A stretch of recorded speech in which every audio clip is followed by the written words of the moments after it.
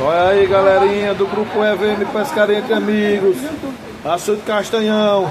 Cuida. Toma chuva. Toma chuva aí, ó, os relâmpagos, trovão. Cuida. Essa é a vida do pescador. Ai, vocês querem moleza? Essa aqui é moleza. Vem pescar mais nós. Vem pescar mais nós. Eita, maravilha. Tiraram o galão da sardinha? Já. Ah, nós temos galão lá ontem pra dormir outro lá, mas tem 2 sacos de bodó, temos um mato, vai tudo. Ei, mas aquelas caras de bodó é de vocês. Ela deu uma caixa no mato. Nós jogamos. Eita, menino. Lá do outro lado, nós jogamos. Aí, ó, todo mundo debaixo da barraca. Ei, mas bodó demais. Nós e a galera do outro grupo. Mais 10. Nossa, Eu peguei mais 10, fui na maia hoje e 7. mais 7. 8 e 7. É doido que não tomar 7. É muita chuva.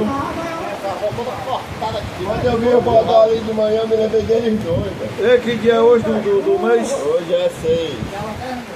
6 de julho, né?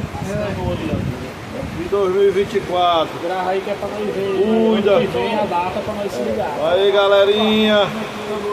E vai pro nosso canal, viu? É muita chuva, em nome de Jesus, amém.